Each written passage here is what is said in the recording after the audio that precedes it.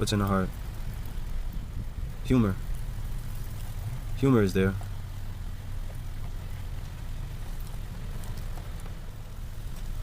You know, everything I think I know, I imagine. Somehow my past feels like a dream of some sort. My childhood, just as dreamy. Kind of like mesmerized by the illusory aspect of it. So there's a sense of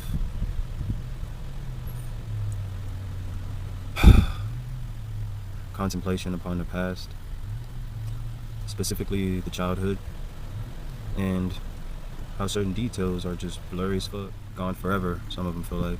But somehow those blurry memories make me go, they make me tick. What else is in the heart?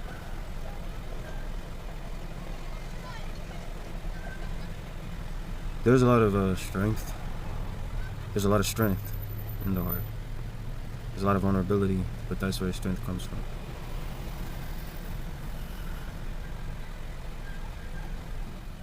So being homeless have strengthened me in many different ways. You imagine that would happen just by default. Yeah, it does. Strengthen my preparation skills, strengthen my resolve, strengthen my ability to adapt to difficulty, etc., etc.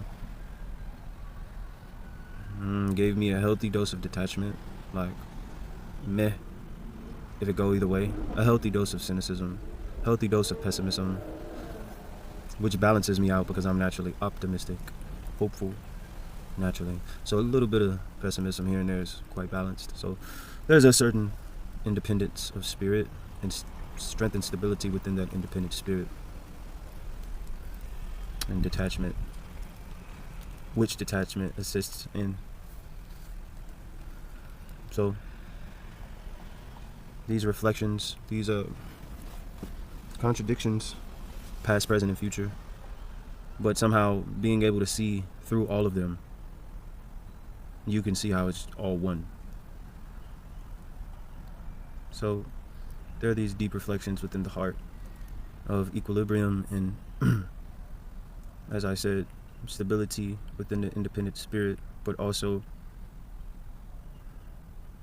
the sensitivity that is required to balance that fire, because the fire element currently is very strong, extremely, to the point where there need to be nature views on the daily.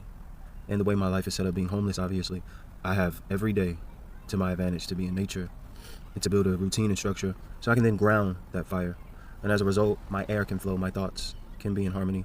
And as a result of that, my emotions can be settled, those waters can be calm, which is the equilibrium that nature achieves. If you just stare off into it, you'll see perfection. You'll see how everything is just perfectly what it needs to be. Great technique for meditating. If you just stare off into a tree, just give it about 2 minutes where you just stare off at it, you'll slowly start to see that tree take shape in many different ways, and you'll see it speak to you in a sense. Your spirit will pick up on that. You know, that's why, you know, there's that whole, the man who stared at trees, or, you know, the trees of knowledge, you know. Trees are very ancient. There's 2 trees in this particular park in Houston where I've intuitively come to my own imagination that there's a grandfather and a grandmother tree that connect both halves of the park, that holds the hills in place. They are, yeah, I picked up on that maybe like last week being out here, and there was always this very mysterious tree on one half of the park, and it has these like gray, I don't even know if they're leaves, they look like, this is gonna sound strange, but they look like seaweed almost, that covers the trees, that covers the branches and shit, and it's gray, and I always found it very mysterious. I took a picture of it years ago, but somehow last week is when it's like, oh, this is grandmother tree. And then maybe a later time, I went to the other side of the park, and again, I was speaking with the trees, and I'm gonna just say it. I don't care. I know it's bugged out. I don't care. I do care. That's why I feel like I got to disclaimer it. But yeah, I was talking to the trees, and I was talking with the trees, and they were just listening. I was contemplating their ancient wisdom, their age. That's how I got to the imagination of Grandpa and Grandma tree, which connects both sides of the parks and holds the hills in place. So I was walking that other time, and then I was for some reason drawn to the barks, and I could tell by the darker toned bark how old the tree was. This was my imagination, and for some reason one of them stood out to me, and I instantly knew that is Grandpa. That Grandpa? Yeah, Grandpa. We're gonna go with that. That's Grandpa. That's what I thought.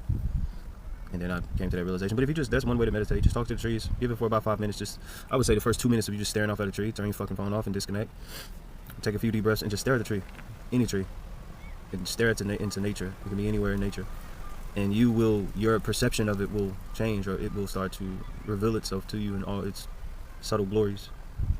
It's very poetic because that's what nature is. It's a poem, and it strikes the chords of poetry and ancient wisdom and timelessness, and grounding that fire again with the earth and bringing all the elements in balance. The magic, the wonder, the mystery, the oldest, the greatest of mysteries. Love, ultimate love. You start out into nature, that's what you're seeing. You're seeing pure love. You're seeing something that is unconditional love. Oh, it's it's a lot. But that's a technique to meditate. So that heart chakra also has some grandpa and grandma tree that connects to both sides of the park and holds the hills in place. So there's the imagery of the heart chakra, the colors, the green, the pink, right to the heart. And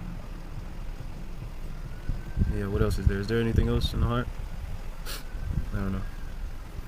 Quickness. There's quickness, but the quickness speaks to the fire. As I said, the fire element is very strong, so that explains the quickness. This is the fire element. What else? That's it for now. I'll close this. Peace.